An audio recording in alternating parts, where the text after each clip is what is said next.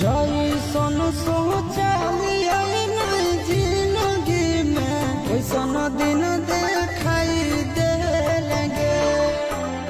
जैसन सोचलिया नहीं जिंदगी में वैसन दिन